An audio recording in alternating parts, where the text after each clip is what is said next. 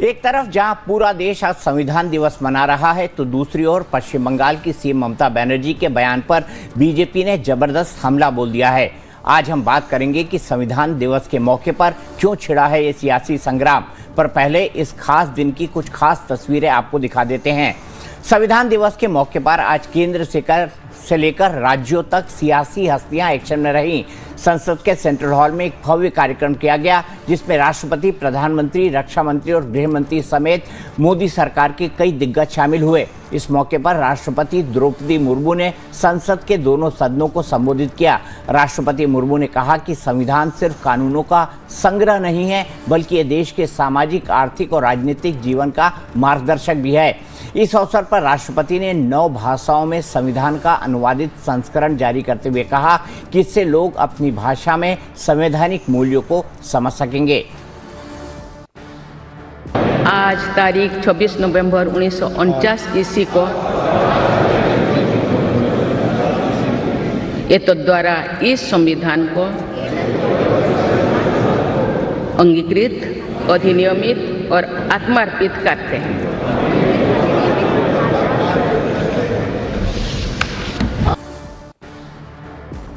इससे पहले प्रधानमंत्री मोदी ने देशवासियों के लिए एक चिट्ठी लिखकर संविधान के प्रति अपनी श्रद्धा और अनुभव साझा किए।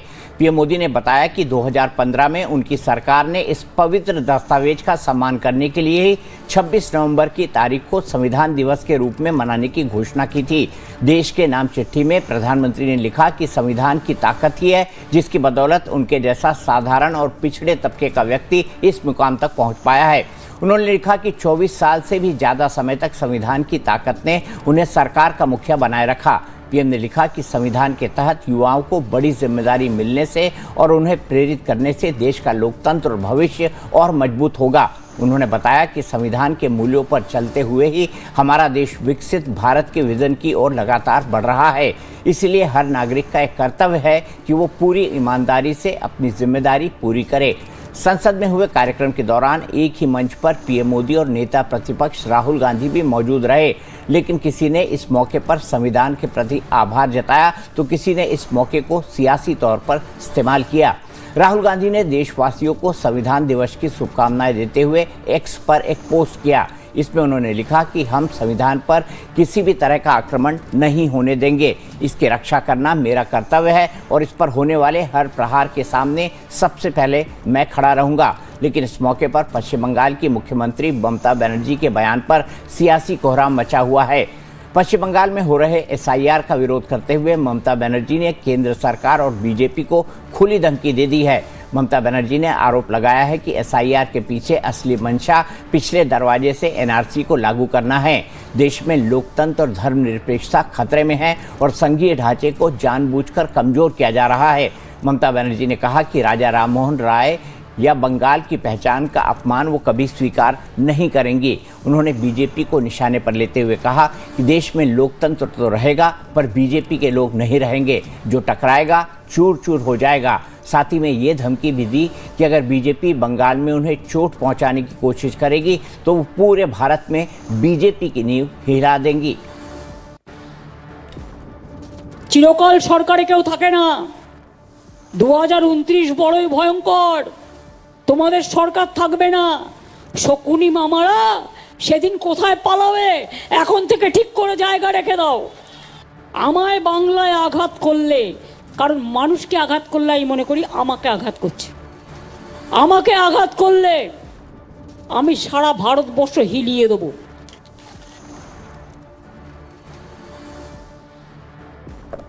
ममता बनर्जी का ये बयान सामने आने के बाद बीजेपी समेत एनडीए सरकार के सभी बड़े नेताओं ने ममता सरकार के खिलाफ मोर्चा खोल दिया। केंद्रीय कानून मंत्री अर्जुन राम मेघवाल ने ममता बनर्जी को उनकी धमकी भरी भाषा के लिए सीधी चुनौती दे डाली। बीकानेर में एक कार्यक्रम के दौरान कानून मंत्री ने तीखा पलटवार करते हुए कहा कि बीजेपी के कार्यकर्ता किसी धमकी से नहीं डरते। उन्होंने कहा कि बंगाल को लेकर हमारी रणनीति साफ है, हम बंगाल में आएंगे तो सुशासन देंगे और विकास करेंगे। देखिए, ऐसी धमकी से बीजेपी वाले या बीजेपी के कार्यकर्ता कभी डरने वाले नहीं हैं। हर चुनाव में ममता जी ऐसी धमकी देती आई है। आने वाला चुनाव उनको दिख रहा है, इसलिए हमारा विषय, जब हम आएंगे तो बंगाल में सुशासन देंगे, विकास करेंगे। हमारा मुद्दा ये रहेगा, लोकतंत्र में धमकी की भाषा की कोई जगह नहीं होती है। जब वोट बैंक आधारित राजनीति होती है तो नीतियां सही नहीं बनती है। जब तुष्टीकरण आधारित राजनीति होती है तो नीतियां सही नहीं बनती है। अब देश को विकास करना है और भारत को विकसित भारत बनाना है। ये वोट बैंक की राजनीति, तुष्टीकरण की राजनीति, इससे दूर हटना पड़ेगा। कानून मंत्री के अलावा भी बीजेपी के कई बड़े नेताओं ने ममता बनर्जी के बयान को उकसाने वाला बताया है। पश्चिम बंगाल से लेकर उत्तर प्रदेश और बिहार तक बीजेपी नेताओं ने ममता बनर्जी के इस बयान पर पलटवार किया है। पश्चिम बंगाल के बीजेपी अध्यक्ष सामयिक भट्टाचार्य ने पूछा है कि क्या ममता बनर्जी एक और शाहीन बाग बनाना चाहती हैं। यूपी के डिप्टी सीएम केशव प्रसाद मौर्य ने कहा है कि ममता बनर्जी अब पश्चिम बंगाल को नहीं बचा पाएंगी, ये उनकी घबराहट का नतीजा है। पश्चिम बंगाल के ही बीजेपी सह प्रभारी अमित मालवीय ने कहा है कि ममता सरकार सिर्फ 6 महीने की मेहमान है, उनके पाप का घड़ा भर गया है। बीजेपी सांसद कंगना रनौत ने कहा कि ममता बनर्जी की धमकियों से देश डरने वाला नहीं है। पूर्व केंद्रीय मंत्री अश्विनी चौबे ने कहा है कि मैं बक्सर में फांसी का रस्सा लेकर बंगाल आ रहा हूं, ममता का जंगलराज उखाड़ फेंकने। केंद्रीय मंत्री गिरिराज सिंह ने आरोप लगाया है कि पश्चिम बंगाल में घुसपैठियों के बल पर चलने वाली ममता सरकार हिंदू विरोधी है। ममता बनर्जी शुरू से पूरे देश में बांग्लादेशी और रोहिंग्या घुसपैठियों का नर्सरी बना हुआ है बंगाल। बंगाल की सरकार बांग्लादेशी घुसपैठियों और रोहिंग्या के बल पे सरकार चला रही है और ये नफरत का हर वो काम ममता बनर्जी करती है जो संविधान विरोधी हो।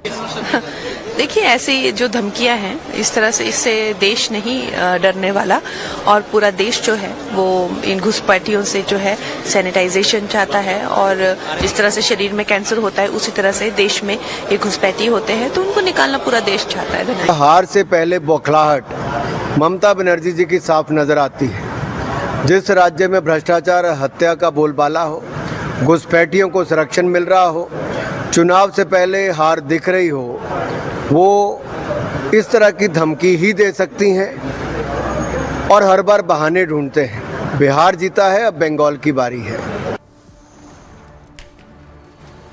ममता बनर्जी के इस बयान से विपक्ष भी असमंजस में है। विपक्ष के कई बड़े नेता उनके बयान पर खामोश है। बावजूद इसके कई विपक्षी पार्टियों ने इस मुद्दे पर ममता बनर्जी के सुर में लाया है। नहीं, उसको उठाते रहेंगे, लड़ते रहेंगे। एसआईआर हो, वोट चोरी का भी हो या ईवीएम का भी हो, इसको हम उठाते रहेंगे जब तक लोगों के समझ में नहीं आएगा, तब तक हम समझाते रहेंगे। और जब तक ये चोरी करते रहेंगे उस चोर को पकड़ने की कोशिश हम करेंगे। राहुल गांधी ने जो आवाज उठाई थी, ममता जी ने साथ दिया था। आज ममता जी उठा रही हैं, हम भी उनका साथ देंगे।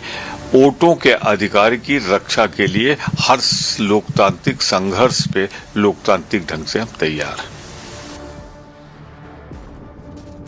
इसी पर बात करने के लिए मेरे साथ 3 खास मेहमान जुड़ गए हैं। मेरे साथ भारतीय जनता पार्टी के प्रवक्ता भूपेंद्र यादव हैं, मेरे साथ टीएमसी के नेता तौसीफ अहमद खान साहब हैं और मेरे साथ कांग्रेस के प्रवक्ता यश श्रीवास्तव जी हैं। सबसे पहले तौसीफ साहब, संविधान दिवस के दिन धमकी देना, ये क्या एक मुख्यमंत्री को शोभा देता है कि वो नतीजा भुगत लेने की धमकी दे रही हैं? वो कह रही हैं कि बीजेपी को उखाड़ फेंकेंगी। बिल्कुल, ममता बनर्जी ने जो बोला है वो किया है। 2019 में बीजेपी को इतना ज्यादा सीट मिला था बंगाल में, उसके बाद ममता बनर्जी ने कहा था कि बीजेपी को जो है उखाड़ के फेंक देंगी बंगाल से। और 2019 के चुनाव के बाद 3 चुनाव हो चुके हैं। पहले असेंबली का चुनाव हुआ, उसके बाद फिर पंचायत का चुनाव हुआ और उसके बाद फिर एमपी का चुनाव हुआ। और बीजेपी 2019 के बाद से तीनों चुनाव में डाउन ट्रेंड पे है। बंगाल ने बीजेपी को रिजेक्ट कर दिया पिछले 3 चुनाव में और ममता बनर्जी अपना वादा पूरा कर चुकी।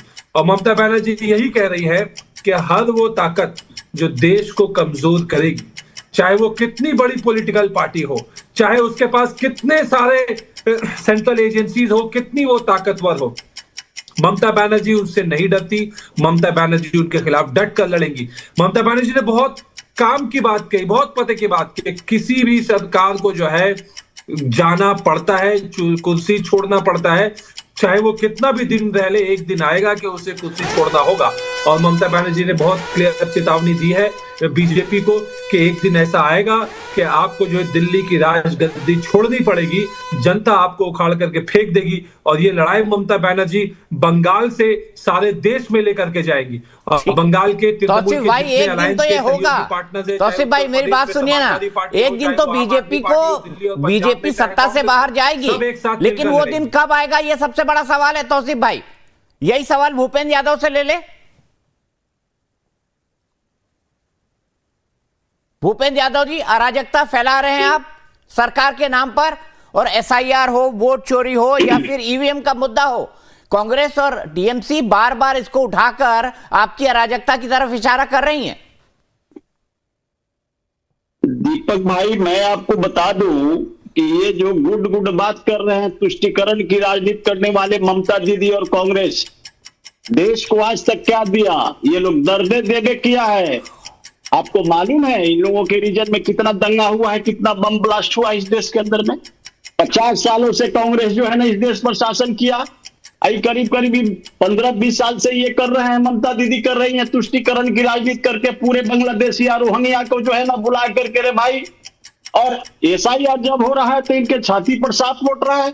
ये लोग संविधान दिवस के शुभ अवसर पर इस तरह की बात करते हैं। पूरा देश इनकी जो है ना कथनी और करनी में अंतर है मेरे भाई। ये लोग तुष्टीकरण की राजनीति करके इस देश को मटियामेट करने की फिराक में ये लोग है रे भाई। ये लोग आज से नहीं, ये इनकी संघत से गुण होते हैं, संघत से गुंजाद। ये कांग्रेस के गोद में बैठ करके खेल रही है हमारी ममता दीदी। तो सुन लीजिए, बिहार जो है ना लोकतंत्र की जननी है, और आदरणीय नरेंद्र मोदी देश के प्रधानमंत्री, खास करके एक पिछड़ा का बेटा आया है 2014 के बाद। तो जानते हैं दीपक जी, इन लोगों ने क्या किया? नोट के हवा क्रिएट किया कि जो है ना एसआईआर के माध्यम से एनआरसी लागू करेंगे। जब 2014 में इन लोगों ने हार हुई बिहार की धरती, देश की धरती पर, तो हमारे देश के धरती पर आदरणीय नरेंद्र मोदी जी अब प्रधानमंत्री बन करके आए। तो ये लोग सोचा कि अरे भाई कि 2019 में तो जीत ही लेंगे। तो 2019 भी जब हार गया ये लोग, तो ये लोग अराजकता फैलाने के लिए एनआरसी को जो है ना बीच में लाया। और यही सोनिया गांधी जी और राहुल गांधी जी रामलीला मैदान में, दिल्ली की रामलीला मैदान में भीड़ को बुलाए, ये तौसीफ भाई लिखा लोगों को। अरे वो सीए था भूपेंद्र भाई, एनआरसी नहीं लागू हुआ अभी। मेरी बात सुनिए प्लीज भूपेंद्र भाई, वो सीए था, एनआरसी नहीं था। एक सेकेंड, अच्छा सीए था तो सुन लीजिए, सीए की बात किए। इन लोगों ने क्या किया? सोनिया जी ने बोला वहां स्पष्ट की जो है ना डू एंड डाई, करो और मरो। और राहुल गांधी क्या बोले मन से? उन्होंने कहा कि घर में वही रहेगा जो कायर होगा। वहां परिणाम क्या हुआ? दंगा। वहां 50-60 लोग मारे गए। ये लोग दंगाई बलवाई पार्टी बोलेंगे देश की बात करें, दंगाई बलवाई पार्टी। यश श्रीवास्तव जी, भूपेंद्र जी रुक जाइए, आपका 60 सेकंड का वक्त पूरा हुआ। मैं मेहमानों से गुजारिश करता हूं कि तीनों को 60 सेकंड मिलेंगे। 60 सेकंड में अपनी बात पूरी करिए। 10 सेकंड के बाद एक हूटर बजेगा, उससे आपका आखिरी का 10 सेकंड आपको पता चलेगा। थोड़ा ध्यान दीजिए, अच्छा रहेगा अगर हम समय सीमा के अंदर अपनी बात रखें। यश भाई, मैं आपसे पूछना चाह रहा हूं, आपको ये कह रहे हैं दंगाई बलवाई पार्टी। दीपक जी, हमारे कार्यकाल में मणिपुर हुआ हो तो बता दीजिए। और ये अपने मुंह से खुद, वैसे तो इनको खुद नहीं पता क्या बात कर रहे हैं, एनआरसी बोल रहे हैं, फिर आप करेक्शन करते हैं, फिर ये उस पर चालू हो जाते हैं। ये अपने मुंह से अपने देश के गृह मंत्री की विफलता का बयान कर रहे हैं। 10-11 साल से सत्ता है इनके, वो गृह मंत्री हैं जो विधायक खरीदने के लिए चाणक्य कहलाते हैं इनके मुंह से, और उनके नाम पे ये रोते रहते हैं दिन रात के घुसपैठिया घुसपैठिया। तो फिर आप क्या कर रहे हो सत्ता में रह के? और अभी इन्होंने कहा पिछड़ी जाति का बेटा, तो एक पिछड़ी जाति के बेटे ने गोंडा में आत्महत्या की है क्योंकि उसको साफ साफ निर्देश दिए गए, दबाव बनाया गया कि यादवों के वोट काटो, दूसरी जातियों के वोट काटो, नहीं तो नौकरी खत्म हो जाएगी, कार्रवाई हो जाएगी। हम देख रहे हैं इनके उस फर्जी चोरी के एसआईआर में बीएलओ की भी जान पे बनाई है। और ये फालतू की बातें सिर्फ ये देश में बैठ के अपने साथ के लोगों में करते हैं। इनकी हिम्मत नहीं है कि अरुणाचल की हमारी उस महिला के लिए चीन के सामने जाके खड़े हो जाए। तो ये बेकार की बातें नहीं करनी चाहिए। या तो आप हमें हमारे अरुणाचल प्रदेश की स्थिति साफ साफ बताइए, या तो आप मणिपुर को सही कीजिए, और नहीं तो सत्ता से हट जाइए। रोने से कुछ नहीं होता। राजीव जी ने अरुणाचल प्रदेश को इस देश के राज्य का दर्जा दिलाया था और हमने दुनिया को बताया था। आज नरेंद्र मोदी जी अरुणाचल के मामले में कुछ नहीं बोल रहे हैं और चीन का फालतू सा एक साधारण इमिग्रेशन ऑफिसर हमें बता रहा है। इस पे कौन जवाब देगा? यहां बैठ के अपने नाम का डंका बजाने से हो जाएगा, चल जाएगा देश। संविधान दिवस पे हमारे संविधान के साथ, हमारी संप्रभुता के साथ हमला हुआ है। कौन जवाब देगा इसका? ये क्या सरकार में सिर्फ क्या तमाशा करने बैठे हैं? ठीक है, इसका जवाब लेंगे, इसका जवाब लेंगे, इसका जवाब बिल्कुल लेंगे। अगले जो स्टोरी है उसके बाद में इसका जवाब जरूर भूपेंद्र यादव जी से लूंगा कि अरुणाचल प्रदेश को लेकर आखिरकार इस तरह का वाकया क्यों हुआ कि वहां एक इमिग्रेशन ऑफिसर ने अरुणाचल की एक बेटी को कई घंटों तक बिठाए रखा। नहीं, दीपक जी जवाब आज चाहिए, बिल्कुल आज ही लेंगे। आज जवाब चाहिए दीपक जी। ये संविधान जो हमारे देश को संप्रभुता देता है, उसको साथ में रखकर नरेंद्र मोदी ने चीन के सामने आवाज क्यों नहीं उठाई? चलिए बोलिए भूपेंद्र यादव जी, बोल दीजिए, इसका जवाब दीजिए, फिर मैं कर्नाटक की खबर पे जाऊंगा। भूपेंद्र यादव जी बोल दीजिए, जवाब दीजिए। मैं आपको बता दूं दीपक भाई, ये जानते हैं जेपी राम मनोहर लोहिया का ये लोग जो है ना गुनाहगार है सच्चे मानो मेरे भाई। जानते हैं 1975 में क्या हुआ? मेरी बात को संविधान को बर्बाद करने वाले, अरे मेरी बात को सुनो। आपने अरे इधर सुनो, उसने हमारे देश मेरी बात को सुनो। दंगाई बलवाई पार्टी क्या बात करते हैं? कुछ नहीं बोला। अरे दंगाई बलवाई, अरे मेरी बात सुनो। अरे दंगाई बलवाई आप हैं। आपके राज्य में मणिपुर चल रहा है 3 साल से। देश में जो है अराजकता फैलाने वाली यही जो है ना इंदिरा गांधी जी देश को जो है ना मटिया मेट करने के फिराक में थी। अच्छा, आप दोनों एक दूसरे के ऊपर बोल रहे हैं। मैंने दोनों को मौका दिया, आप दोनों एक दूसरे के ऊपर ना बोले। आप दोनों डिजिटली जुड़े हुए हैं, इसलिए आप दोनों की आवाज एक दूसरे के ऊपर बोलने से कट जाती है। इस तकनीकी बात को आप थोड़ा समझा करिए। अब चलते हैं। दिखा रहे हैं, इसको ज्ञान है संविधान का, एक पन्ना का इनको ज्ञान है, खाली इनका राहुल गांधी। अब चलते हैं अगली खबर की ओर। मेरे साथ बीजेपी और कांग्रेस